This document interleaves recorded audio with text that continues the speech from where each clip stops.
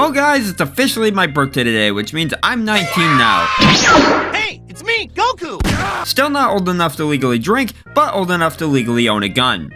What the fuck? So to celebrate my birthday today, I figured why not talk about a game that has its entire first mission centered around, well, a birthday. That game being none other than Naughty Bear, or some people might call him nowadays, that bear from Dead by Daylight. Released in 2010 and developed by Behavior Interactive, the same people behind Dead by Daylight, Naughty Bear was slammed hard by critics like IGN, where they claimed Naughty Bear is an embarrassment and shouldn't be played by anyone and shouldn't be purchased anywhere. Jesus, a little harsh, don't you think? Now yes, as I talk about the game in the video, I will make it clear that the game does have its fair share of problems, but it's not that bad of a game. If you take it super seriously, yeah, of course you're gonna hate it, but if you just shut your brain off and enjoy the game for what it is, you can have fun with it. It is worth noting that the version I'll be talking about for this video is the Gold Edition, which has a bunch of extra DLC levels and costumes included, making this the definitive way to play this game nowadays. So without further ado, let me get into why I think Naughty Bear is underrated and is actually the greatest video game of our generation. Alright, that's a bit of an exaggeration, but the game is underrated. Upon starting the game, you're greeted with this great looking main menu that tells you everything you need to know about the game. Honestly, the game looks pretty wholesome at first glance. Jesus fucking Christ! If you haven't picked up on it already, this game is about a bear that has a bit of a killing problem.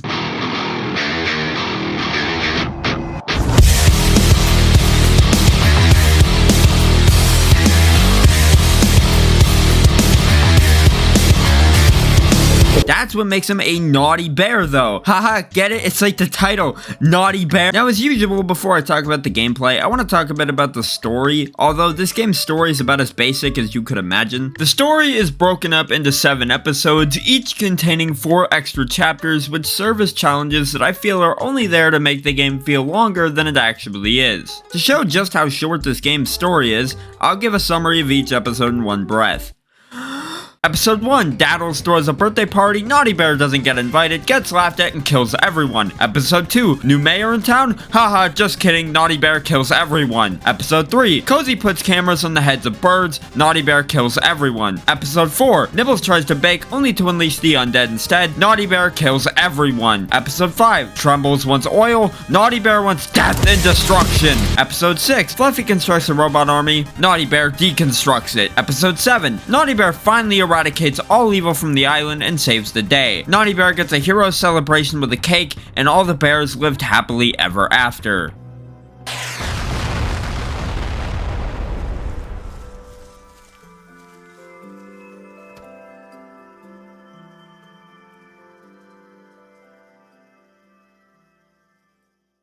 Fuck, there's DLC. Episode 8, superheroes have come to stop Naughty Bear. Too bad he can't be stopped. Episode 9, pirates arrive on the island, then Naughty Bear sends them to hell. Episode 10, there's vampires now all of a sudden, and they're no match for Naughty Bear.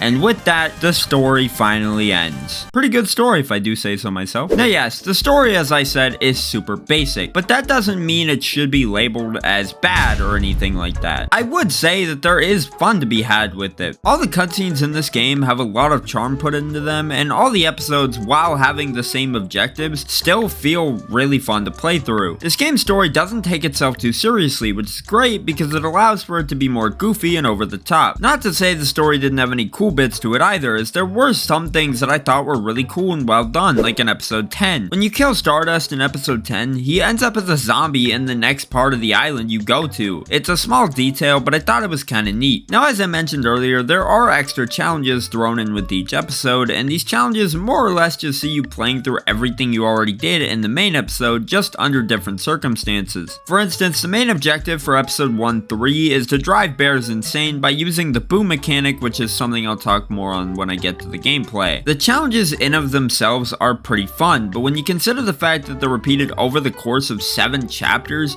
10 if you include DLC, they're bound to get repetitive quickly. Honestly, there's not an ounce of variety in this game outside of the weapons. Every level is the exact same, taking place on the exact same island every time, always with the same objective. The first few objectives of an episode always require you to reach a certain score before you can move on to the final zone. Then Then once you do get to the final zone, your main objective then changes to having to punish whatever bear is the main antagonist of that episode. Yeah, if you're looking for a deep, rich, in-depth story, just go play something else. This game is not going to give you that. Well, with that, I think I've said all there is to say about the story, so I'm going to go ahead and talk about the gameplay now.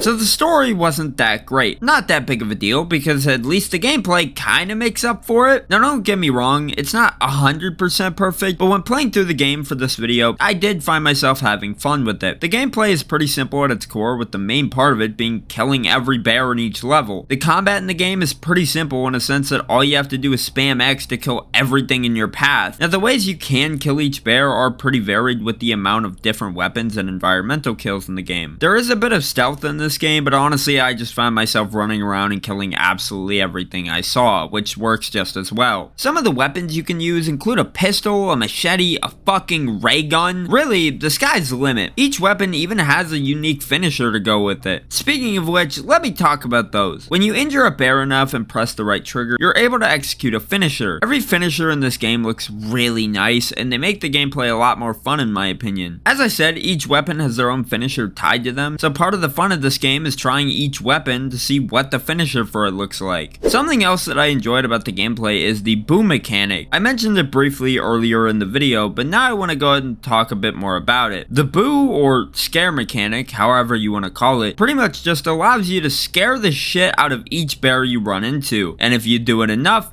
it'll eventually cause the bears to go insane, in turn causing them to kill themselves. Another thing I mentioned earlier was the challenges tied to the story that act as little mini episodes in between each main episode. And while they do a great job of adding more variety to the gameplay, adding new objectives for you to do, they're only fun for maybe the first 2 episodes before they start to feel like a chore. Over the course of the game, there's only maybe 1 or 2 new challenges that you'll play, like the invisible challenge, which is all about stealth and not getting caught. The invisible challenge gets introduced in episode 3, then beyond that it just ends up being the same challenges over and over again. If these would have been made into full story missions in of themselves rather than just repetitive challenges that do nothing for the main plot, I think they would have served more of a purpose, but as they are, I'm not the biggest fan of this challenge system. As you play through a level, you get different alerts in the top right corner that tell you what all of the bears are doing. The alerts will often tell you whether a bear is suspicious, escaping, or just simply giving orders to the other bears and sending them to attack you. I thought this was a really cool mechanic and something that added a bit more depth into the gameplay. Moving on to the final thing I want to talk about, performance. This game, I mean, it runs, I'll give it that. I don't think I've ever seen an Xbox 360 game chug this hard before. Oftentimes when there's a lot going on screen, the frames will drop to what feels like the single digits. It can make for a miserable gameplay experience at times, but somehow I was able to power through it. If you're prone to motion sickness, this game is not worth playing because my god, the frame rate is inconsistent as hell. In conclusion, the gameplay isn't the worst thing I've ever seen. Aside from the performance, everything else about the gameplay is pretty alright, I'd say. I do enjoy the variety of weapons the game offers for you to use, and the finishers are, as I said, great looking and fun to execute. The gameplay loop is rather repetitive, however, and kinda drags this game down a bit. Besides killing things, the only other thing you can do is destroy objects in each level, like presents and whatever other items are related to the level. Even with the repetitive nature of the gameplay, there's still quite a bit of content in the game. Sure, the challenges are repetitive, but considering you have to play them to unlock a lot of the costumes, you'll have to spend a lot of time playing through them regardless if you want to unlock everything in this game. There's also a multiplayer mode, which, yep, about what I expected. So to end it all off, Naughty Bear is not a perfect game. It has its fair share of flaws, but for what this game is, I can look past all of it. As I said at the start of the video, the reason this game got bad reviews is because it was taken too seriously. The game, as I mentioned in this video, has fun elements to it. It's one of those games that you play when you're bored and have nothing else to do. It wasn't trying to be anything more than that. This game deserves a bit more recognition, and that's why I'm so glad Naughty Bear made it into Dead by Daylight because it exposes the character to people who might not have ever played the original game or even seen him before to begin with. Plus, despite Naughty Bear's critical reception on release, it would end up getting a sequel called Panic in Paradise that did worse than the original according to IGN. Is nothing ever good enough for you?